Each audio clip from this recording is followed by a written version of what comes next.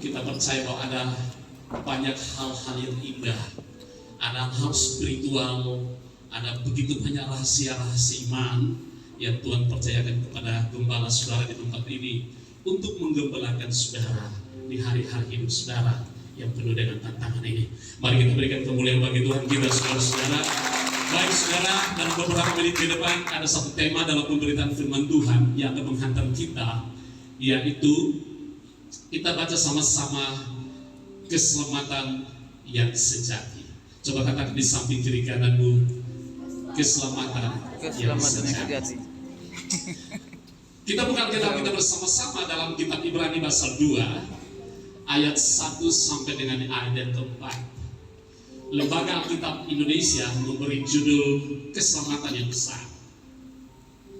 Ibrani pasal 2 ayat 1 sampai dengan ayat yang keempat.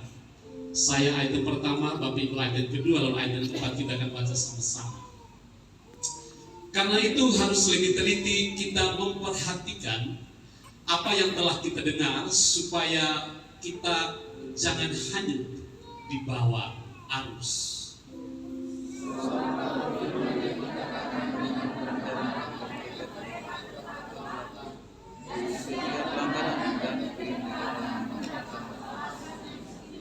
Ayat yang ketiga, bagaimanakah kita akan luput jikalau kita menyia-nyiakan keselamatan yang sebesar itu, yang mula-mula diberitakan oleh Tuhan dan oleh mereka yang telah mendengarnya kepada kita dengan cara yang dapat dipercayai, sedangkan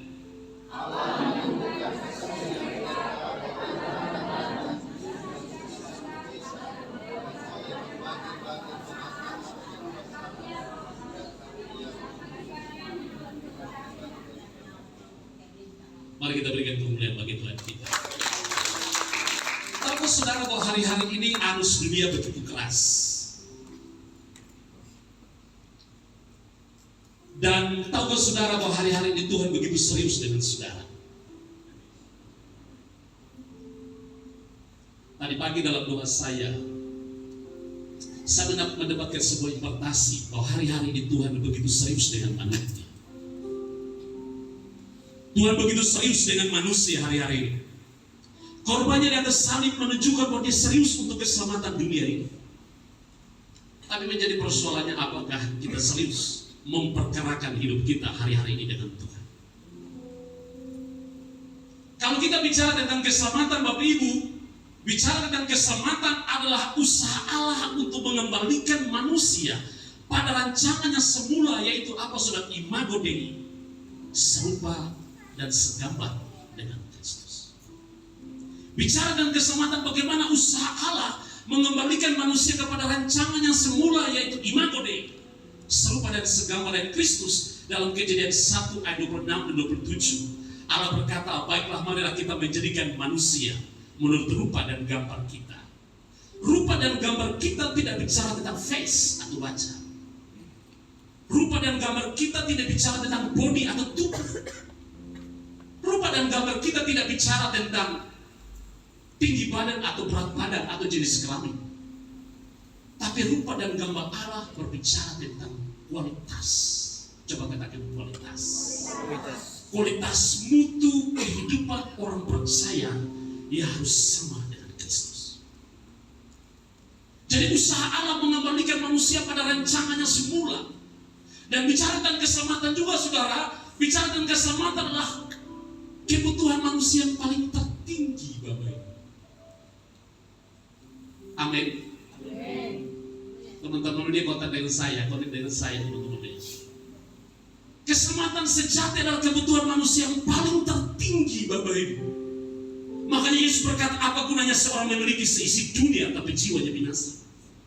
Anda bisa membayangkan seluruh harta di Kabupaten Sika adalah milik atas nama Bapak Yamin Layu, tapi jiwanya binasa, saudara.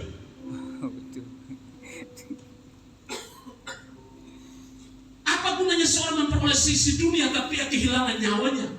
Dia tidak selamat, Bapak Ibu. Jadi masalah keselamatan adalah kebutuhan manusia yang paling tertinggi, dan hal ini kita harus serius dengan hal ini. Kita tidak bisa main-main, saudara. Mari berubah. Katakan amin. Kalau Anda tidak berubah, Anda akan menyesal. Anda akan menyesal. Suatu ketika Yesus tidak menurunkan standarnya ketika dia berbicara kepada seorang muda. Ada seorang muda datang kepada Yesus dan berkata, "Guru, perbuatan baik apa yang harus aku lakukan supaya aku memperoleh hidup yang kekal?" Bayangkan, saudara.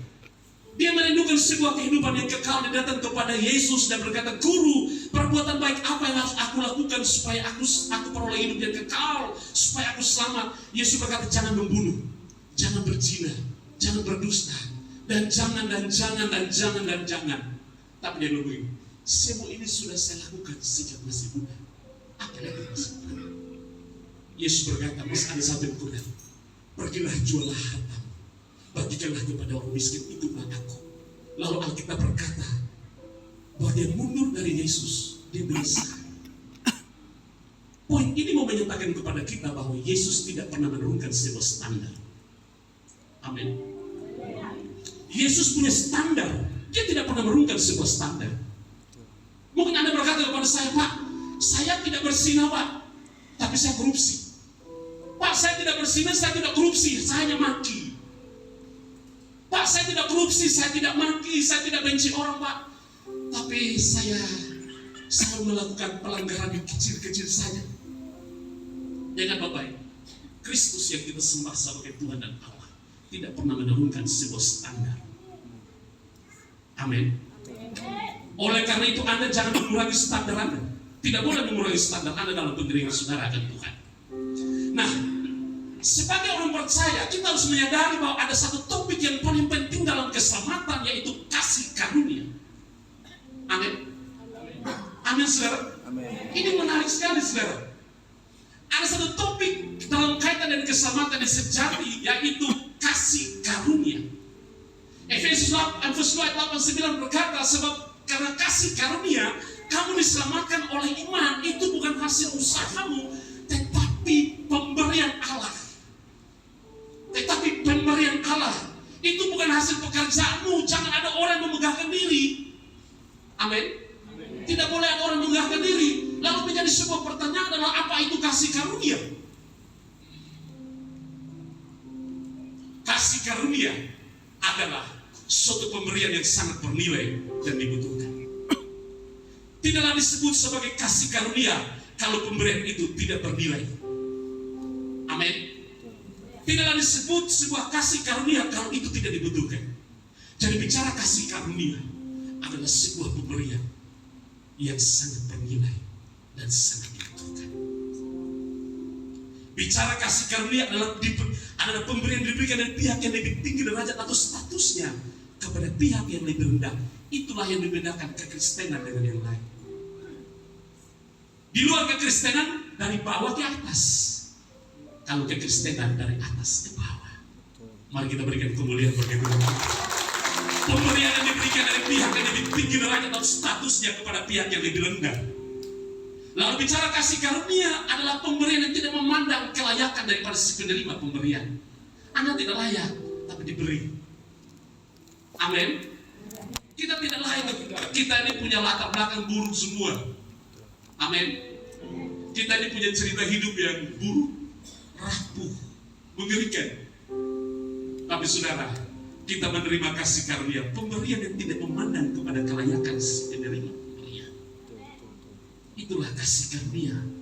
Di dalam keselamatan ada namanya kasih karunia. Bicara kasih karunia, pemberian tanpa harus membayar atau memenuhi syarat-syarat atau kriteria tertentu. Itulah kasih karunia. Amin. Pemberian tanpa harus membayar atau memenuhi syarat-syarat tertentu. Ada sebuah lagu yang begini. Belum pernah ada kasih di dunia sanggup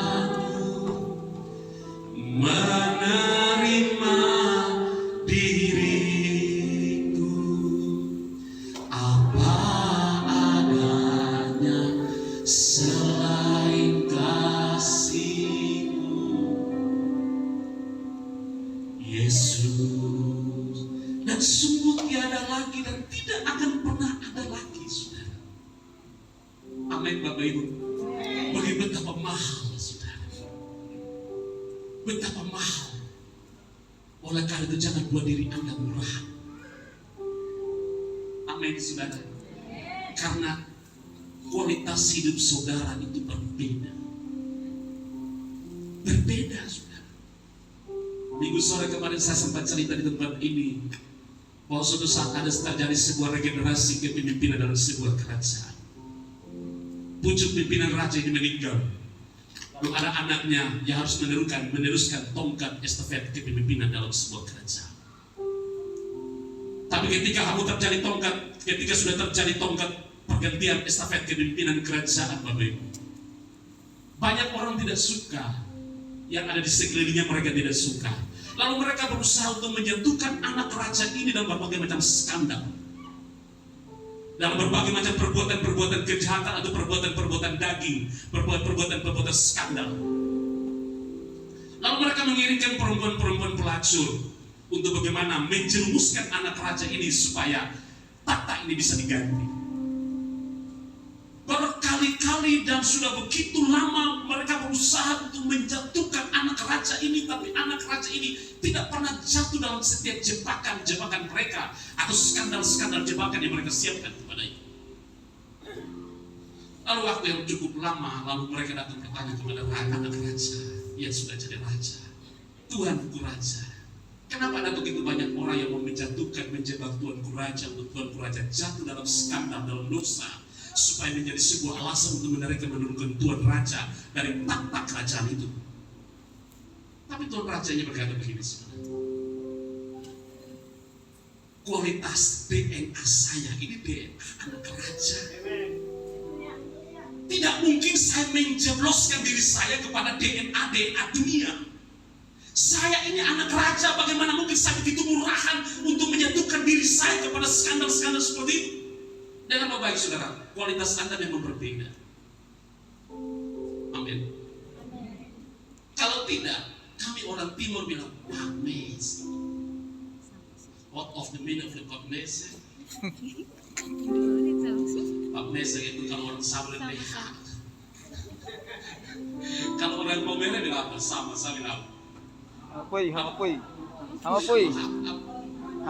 Ya, pokoknya begitu saja. Memang standar kita berbeda, amin. Kualitas kita berbeda,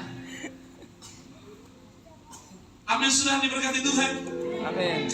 Mazmur 8 ayat 5 berkata begini, saudara, apakah manusia sehingga engkau mengingatnya? Apakah anak manusia sehingga engkau mengindahkannya? Ya Tuhan, apakah manusia itu sehingga engkau memperhatikannya? Dan anak manusia sehingga engkau memperhitungkan? Siapakah saudara dan saya sehingga Tuhan ingat kita? Siapakah saudara dan saya sehingga Tuhan indahkan kita? Siapakah saudara dan saya sehingga Tuhan memperhatikan kita? Dan siapakah saudara dan saya sehingga Tuhan memperhitungkan kita? Coba Anda bayangkan, Anda siapa dan saya? Tapi segala kata kasih karunia, mari kita berikan kemuliaan bagi Allah. Nah, Bapak Ibu diberkati oleh Tuhan, saya ingin menyampaikan 4 prinsip tentang keselamatan yang sejati dalam konteks the Bible, perspektif teologinya.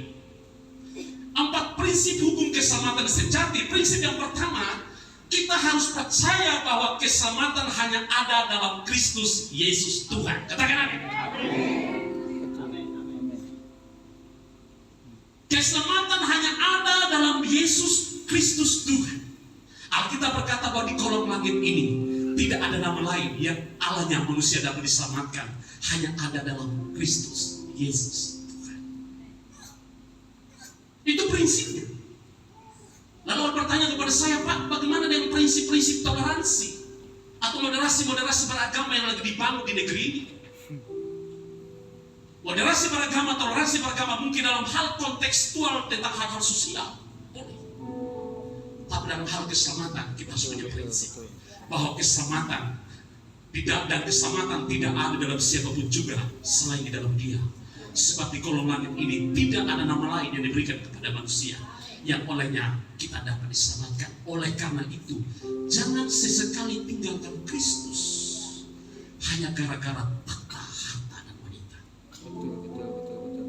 Jangan sesekali tinggalkan Kristus karena engkau berkata engkau orang yang sibuk. Anak muda dengan baik, jangan meninggalkan Kristus karena cinta. Jangan meninggalkan Kristus karena jabatan. Ada begitu banyak orang-orang Kristen di negeri ini. Mereka ditawari jabatan tanpa dengan sebuah kriteria. Mereka harus meninggalkan iman dan kepercayaan mereka. Ada begitu banyak artis-artis Kristen yang kita baca dalam media sosial. Mereka meninggalkan Kristus supaya mereka bisa tenar. Sangat mengerikan, saudara. Dalam Yohanes pasal 14 ayat 6 berkata, akulah jalan dan kebenaran dan kehidupan. Tidak ada seorang datang kepadamu kalau tidak melalui Aku. Mari percayalah kepada Tuhan. Amin, saudara. Keselamatan hanya ada dalam Kristus. Ada begitu banyak juru selamat yang lain yang muncul di hari-hari terakhir ini. Banyak, saudara. Kalau soalnya di internet ada begitu banyak juru selamat yang muncul. Tidak masalah. Kalau ada di antara bapak ibu yang mungkin tiba-tiba saudara void, lalu saudara mau menyatakan diri sebagai juru selamat, nanti saudara berurusan dengan pengembara.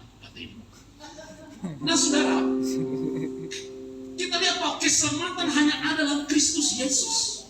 Kalau kita lihat tentang latar belakang, saudara, kita lihat bahwa ada sebuah masa yang namanya masa intertestamental, yaitu the silent age. Ketika manusia jatuh dalam dosa di Taman Eden, manusia berusaha dengan berbagai macam cara untuk bagaimana memulihkan kembali hubungan antara Allah dan manusia. Lalu kalau kita lihat kitab jarak antara kitab Maleakhi ke kitab Matius, para teolog berkata kurang lebih sekitar 400 tahun. Masa kegelapan atau silent age intertestamental. Mereka harus menunggu tentang seorang juru selamat. Mereka harus menunggu Mesias. Standar ini yang disampaikan oleh Yohanes ketika dia bertanya, apakah dia Mesias atau kami harus menunggu yang lain? Manusia menantikan kedatangan Mesias, tapi syukur kepada Tuhan, Allah hadir. Allah ada yang namanya inkarnasi. Allah hadir sebagai manusia Yesus. Maka percayalah kepada Dia. Amin, Bapak Ibu. Percayalah kepada, jangan tinggalkan Dia hanya karena ada sesuatu yang lain. Mungkin orang bertanya kepada saya, Pak, tapi perbuatan baik kita bisa menyelamatkan orang. Perbuatan baik tidak bisa menyelamatkan manusia. Hanya iman kepada Kristus. Saya memberikan sebuah ilustrasi seperti ini. Ada dosa, ada iman, lalu selamat, lalu berbuat baik. Dengan berbaik dalam iman Kristen, perbuatan baik tidak menyelamatkan manusia. Perbuatan baik kita itu seperti kain kotor.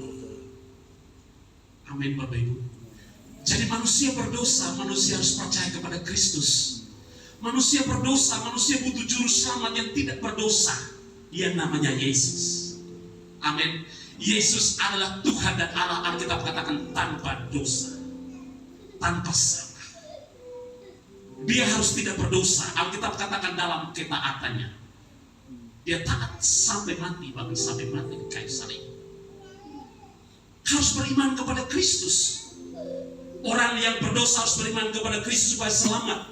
Setelah orang percaya selamat, orang percaya harus berbuat baik. Berbuat baik itu adalah dampak daripada keselamatan kita. Amin. Amin, saudara. Dalam sebuah diskusi saya bilang kepada teman saya, dia bilang begini, Pak, kalau kami diselamatkan karena perbuatan baik, jadi kami berusaha supaya perbuatan baik kita itu banyak.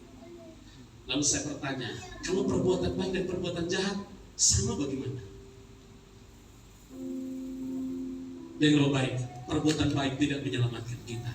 Iman kita kepada Kristus, barang siapa yang percaya dalam hati dan mengaku dari bibir mulut bahwa Yesus adalah Tuhan, dia akan diselamatkan. Iman pisteo, mempercayakan diri kepada objek yang dipercayai.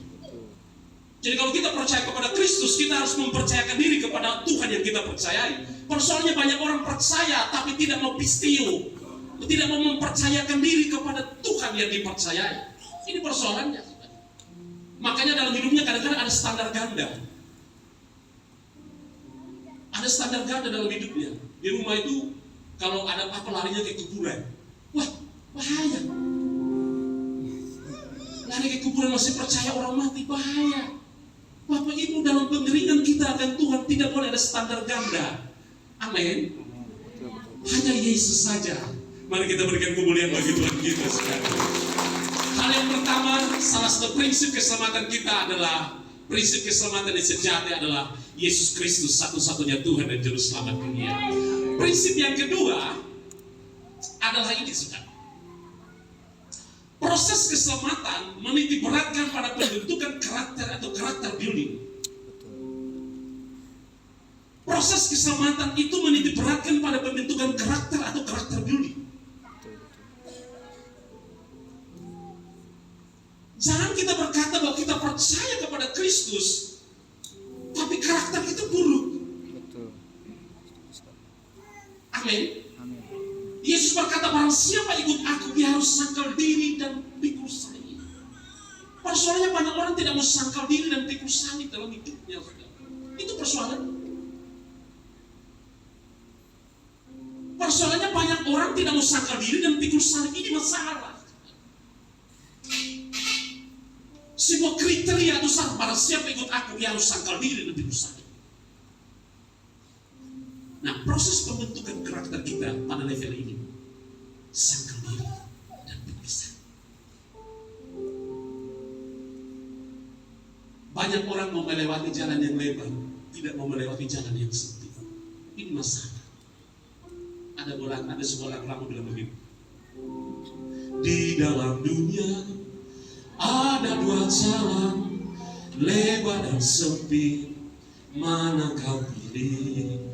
Yang lebar api, jiwamu mati, tapi yang sempit, jiwa bergloria. Memang ada dua jalan. Life is a choice.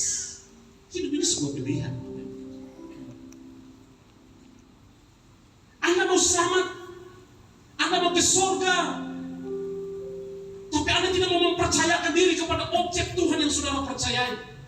Ketika saudara mempercayakan diri saudara kepada Tuhan yang Anda percayai, Dia akan berkata, engkau harus sangkal diri dan pikul salib. Amin. Persoalannya kan daging manusia ini penuh dengan daging, Bapak. Betul. Setuju sekali. Sebab kerajaan Allah bukan soal makanan dan minuman, tetapi soal kebenaran dan sejahtera dan sukacita yang dikerjakan oleh Roh Kudus. Kristus adalah kebenaran itu. Dan ketika Kristus adalah kebenaran, kita harus percaya bahwa di dalam kehidupan kita harus ada kebenaran. Amin. Bapak Ibu diberkati Tuhan. Nah, dalam konteks dengan ini perlu saya buka sebuah cakrawala berpikir saudara tentang ada yang namanya Satan salvation dan God salvation. Keselamatan versi setan dan keselamatan versi Tuhan. Ini hati-hati, kita tidak boleh terjebak, saudara. Tidak boleh terjebak dalam konteks ini. Sinode Gereja Bait Indonesia punya sebuah departemen namanya Departemen Teologi dan Pengajaran. Di Indonesia kurang lebih dari 323 sinode. Dan Gereja Bait Indonesia adalah sinode terbesar di Indonesia. Dan dia ada di 5 benua, Bapak Ibu. Jadi kalau Bapak Ibu di tetangga saudara atau suatu saat anak-anak yang ada di sekolah atau di kampus lalu berkata, kalian punya gereja itu gereja apa? Kasih tahu mereka. Kalau kau lihat dari Gunung Egon, kami kecil. Tapi kalau kau lihat dari Menara Eiffel atau di Indonesia kau lihat dari Monas, kami banyak. Kami ada di 5 benua. Dan GBI punya pengajaran yang dapat dipercaya. Jangan ragu tentang itu. Karena Anda berada pada sebuah kapal yang usianya hampir 60 tahun. Dan GBI cukup bertanggung jawab dengan pengajarannya. Amin, Bapak Ibu. Nah, ada keselamatan versi setan atau Satan salvation, ada keselamatan versi Tuhan. bicara tentang konsep keselamatan yang sejati, ada kadang-kadang hal ini menyusup masuk. Keselamatan versi setan atau Satan salvation, saudara, lebih meniti berat kepada pemenuhan kebutuhan jasmani atau teologi kemakmuran atau properti teologi. Kita GPI tidak menganut teologi kemakmuran, saudara. Betul. Dan kita juga tidak menganut hyper grace.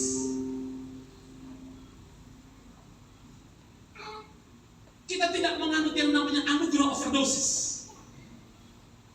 Amin Bapak Ibu. Amin. Amin. Jadi hati-hati Bapak Ibu. Jadi makanya di gereja di tempat ini bersyukur Bapak Gembala punya pemikiran, pengajaran yang sehat harus berikan kepada saudara. Amin saudara. Percayalah Bapak Gembala yang sering ilirmi sekitar hubung dengan orang BPP, Departemen Teologi. Jadi terus mengupdate tentang kualitas. Karena Pak Gembala harus berjaga-jaga atas hidup saudara siang dan malam, terutama masalah pengajaran. Kita di NTT ada 43 majelis daerah dan ada 5 sinode di NTT. Dan GBI ada salah satu gereja yang sementara mengalami sebuah pertumbuhan. Kita tidak menganut yang namanya hyper grace, kita tidak menganut yang namanya teologi kemakmuran. Makanya di sini tidak bicara tentang berkat dan berkat. Anda percaya Tuhan diberkati tidak, sudah? Harusnya gitu. Menabur bahkan Anda diberkati tidak, sudah? Betul. Tapi kita lebih kecenderungan kita kepada pemulihan gambar Allah, keselamatan versi Tuhan, God sufficient, pemulihan gambar Allah, pembentukan karakter saudara. Imago Dei seperti Kristus. Makanya visi daripada Sinode Gereja Indonesia adalah menjadi seperti Yesus Kristus. Visi ini dituang dalam tata gereja atau anggaran dasar, anggaran rumah tangga dari gereja Indonesia. Kalau tidak salah, halaman mula-mula, halaman awal. Amin Bapak Ibu diberkati Tuhan. Nah, minggu sore kemarin saya sampaikan bahwa memang eksistensi kehidupan manusia berada pada level ini Bapak Ibu. Ini eksistensi kehidupan kita. Bagaimana dengan karakter berpikir ada. Pikirkanlah perkara-perkara yang di atas. Karakter building saudara-saudara bangun. Pikirkanlah perkara-perkara di atas. Perkataan saudara, biarlah perkataan Kristus dia tinggal dalam diri saudara. Bagaimana dengan tindakan saudara? Bagaimana habit kebiasaan saudara? Bagaimana dengan karakter saudara? Bagaimana dengan tujuan hidup? Eksistensi kehidupan kita berada pada ranah ini. Barang siapa menabur pikiran akan menuai perkataan. Barang siapa menabur perkataan akan menuai tindakan. Barang siapa menuai tindakan akan menuai yang namanya kebiasaan atau habit. Barang siapa menabur kebiasaan menuai karakter. Dan barang siapa menabur karakter akan menuai yang namanya tujuan hidup. Ini bisa menjadi sebuah topik khotbah yang berseri saudara.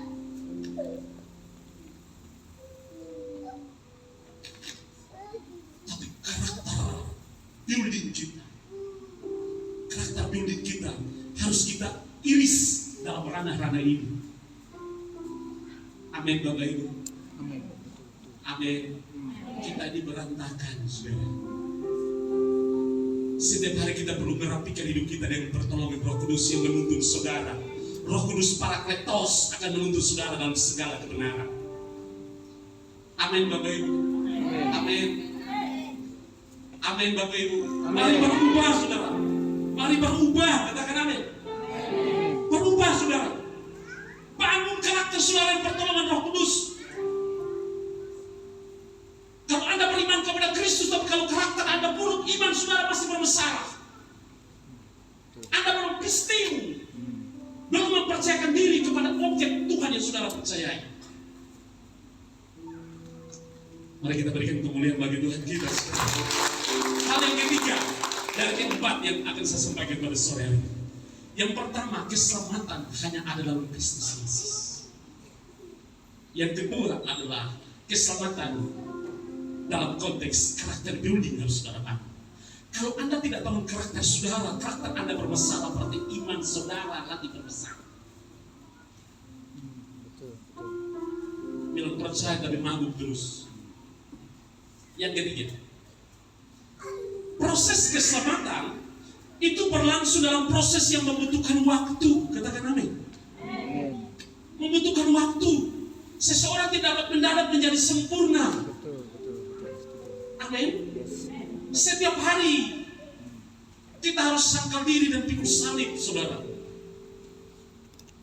Anda sebagai seorang pengusaha, Anda sebagai ibu rumah tangga, bapak rumah tangga, apapun pekerjaan saudara, apapun profesi saudara, mari saudara, setiap hari kita harus semakin baik, mencerminkan kekristenan dalam kehidupan saudara. Paulus berkata, ikutilah teladanku sebagaimana aku mengikuti teladan Kristus. Membutuhkan hal proses di sana. Lalu bagaimana dengan proses itu bisa berlangsung, saudara? Alkitab katakan Roma pasal 8:28 berkata, kita tahu sekarang bahwa Allah turut bekerja dalam segala sesuatu untuk mendatangkan kebaikan bagi mereka yang mengasihi Dia, yaitu bagi mereka yang terpanggil sesuai dengan rencana. Kita tahu sekarang bahwa Allah turut bekerja dalam segala sesuatu. Amin, Bapak Ibu. Amin. Amin. Allah turut bekerja dalam segala sesuatu. Mungkin engkau menghadapi masalah, menghadapi persoalan, tidak apa-apa, saudara. Masalah itu sebagai cara Allah untuk membuat Anda semakin baik. Amin. Anda mungkin punya persoalan dalam bidang ekonomi usaha Anda, atau apapun yang Anda kerjakan. Anda punya persoalan begitu banyak. Percayalah, saudara. Disitulah cara Allah untuk membentuk saudara. Dalam segala kejadian, dalam segala peristiwa. Tapi dalam hal ini juga Anda perlu bekerja sama dengan Tuhan. Amin. Amin, Bapak Ibu. Dalam segala hal Allah turut bekerja. Yang bekerja saudara siap Anda dan saya, tapi Allah harus turut bekerja. Ada sebuah yang namanya sinergi. Ada di sana. Tapi manusia perlu mengerjakan keselamatannya. Alkitab katakan karena itu tetaplah kerjakanlah keselamatanmu sendiri dengan takut akan Tuhan dan dengan baik dalam rumah tangga suami istri, Bapak Ibu. Walaupun suami istri, tapi kerjakan keselamatan dengan takut dan ketakutan Tuhan. Ada orang yang ada suami yang tidak pergi gereja, mama saya titip persembahan saja. Kadang-kadang begitu. Pak, yang bapak yang ke gereja saya titip saja persembahan. Pastikan waktu kasih persembahan Bapak Gembala lihat. Kadang-kadang begitu, saudara. Biasa dalam persekutuan doa saya khotbah atau di gereja di mana saya khotbah, saudara. Kadang-kadang saya banyak ibu-ibu lebih banyak dalam rumah, dalam gereja. Tidak tahu kenapa. Ibu-ibu lebih banyak dalam gereja. Bapak-bapak kurang. Entah bapak-bapak mungkin mereka bekerja di tempat lain, saya belum tahu. Ya, tapi survei daripada World Health Organization, organisasi kesehatan dunia menyatakan bahwa usia hidup laki-laki lebih pendek dari usia hidup perempuan.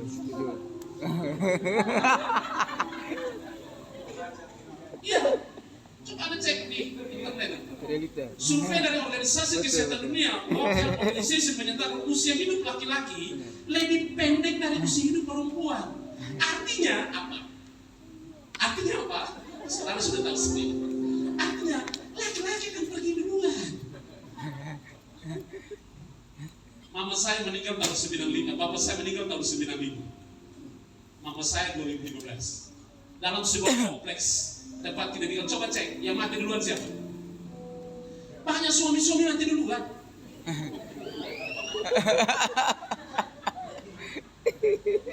Ya mungkin suatu kali ada sebuah, saya belum baca sebuah kajian itu. Kajian teologi terkait dengan kenapa suami-suami mati duluan. Harus ada sebuah kajian teologi, tapi itu rahasia Tuhan. Amin. Amin. Oleh karena itu kalau suami-suami mati duluan, suami-suami harus rajin gereja.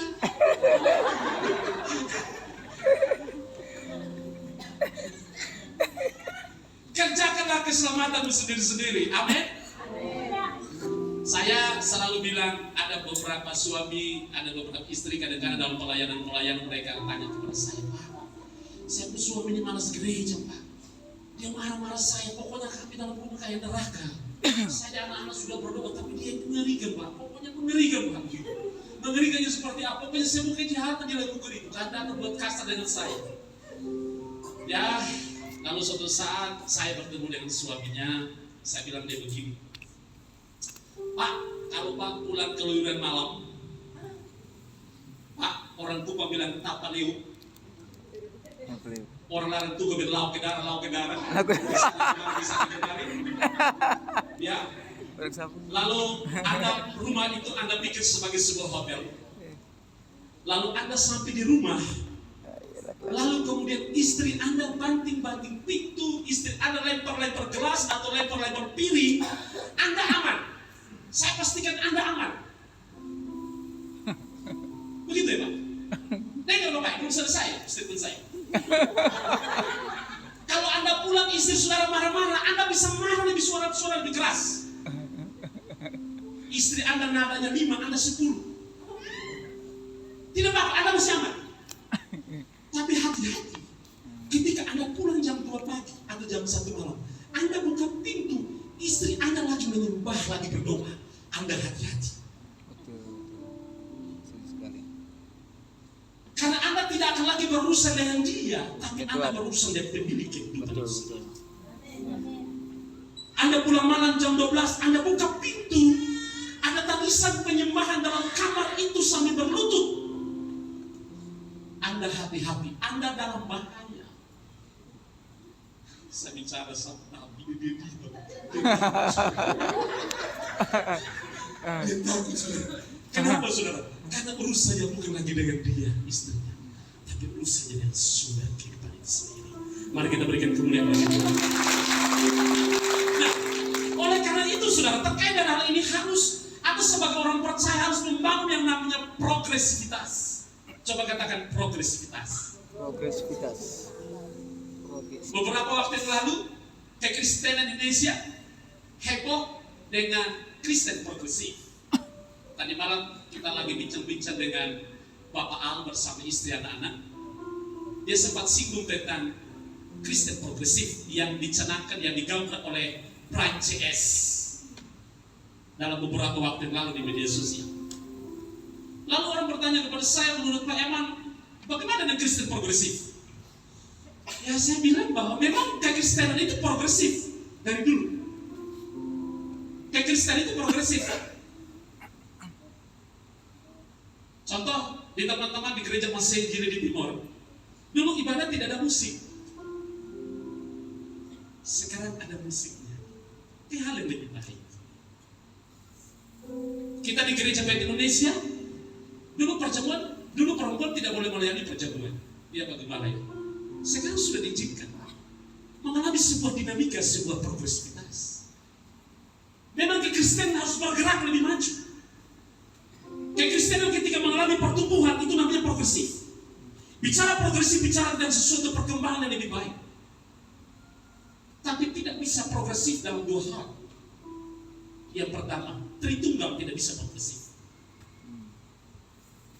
Tritunggal tidak bisa progresif. Tiga pribadi dalam satu hakikat tidak bisa progresif. Amin. Tritunggal itu harga mati. Yang kedua yang tidak bisa progresif adalah Yesus, satu-satunya Tuhan dan Juru Selamat dunia, tidak bisa progresif.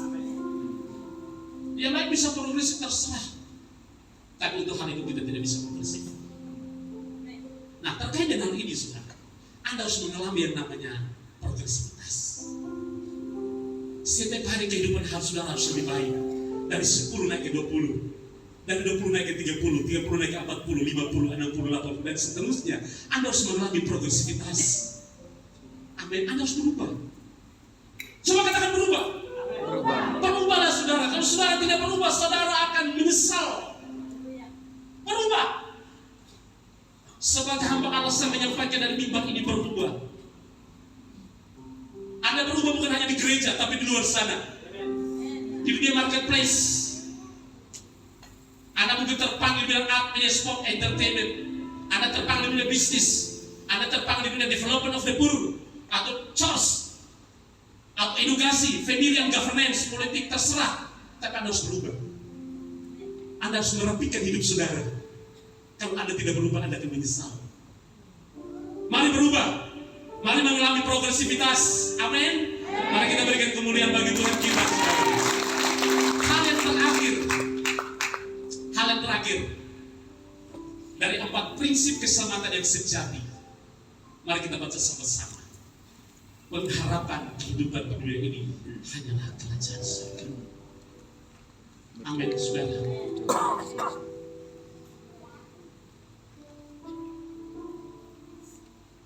Saya punya kerinduan.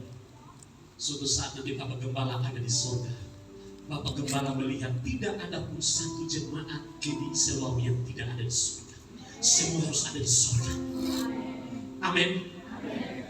Amin. Pengharapan kehidupan kita di dunia ini hanyalah kerajaan surga.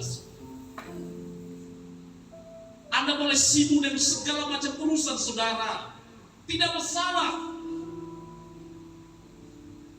Tapi pengharapan kita hanya di surga.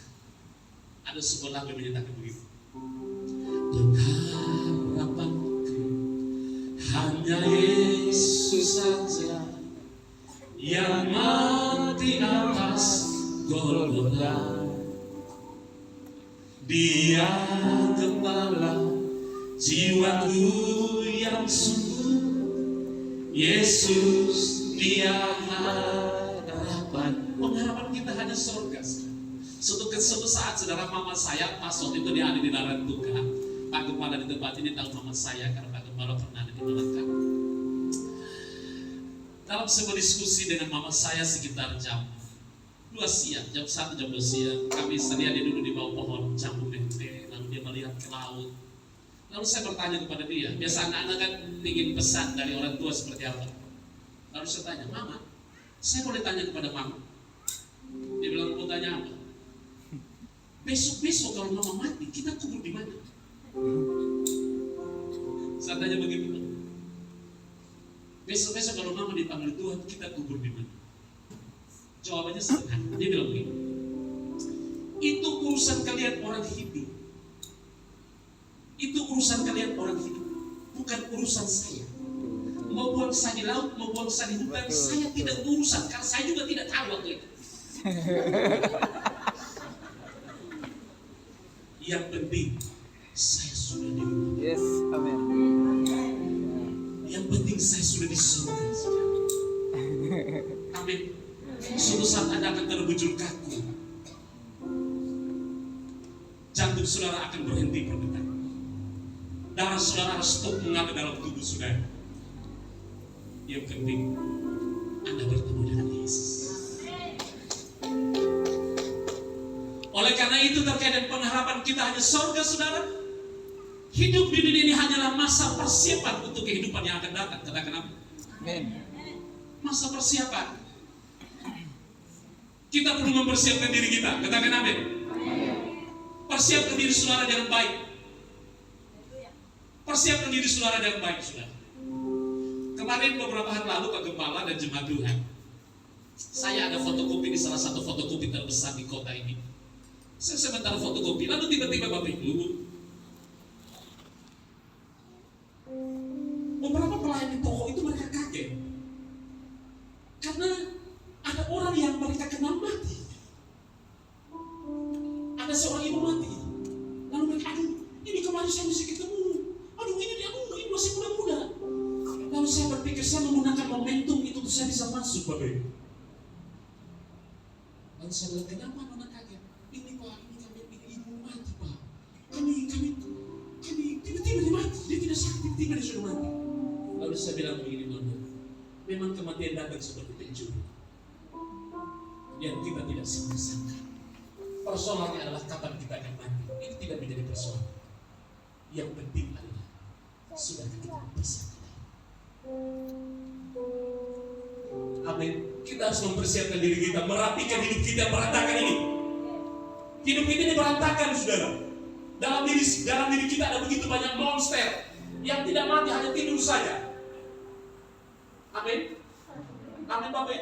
Apalagi ibu kalau tahun tua, banyak monster. Banyak monster. Monster dalam diri kita ini banyak. Wah, kalau dikira itu alim saudara, wah dikira itu luar biasa. Tapi di luar sana saudara, Setuju sekali, setuju. hati-hati saudara. Amin. katakan amin. Amin. Ibu-ibu katakan ya benar. Amin. Mari kita berikan kemuliaan kepada Tuhan. Dan sudah hidup yang sama seperti masa penyempitan atau persembahan seri orang percaya sebenarnya untuk kehidupan yang akan datang.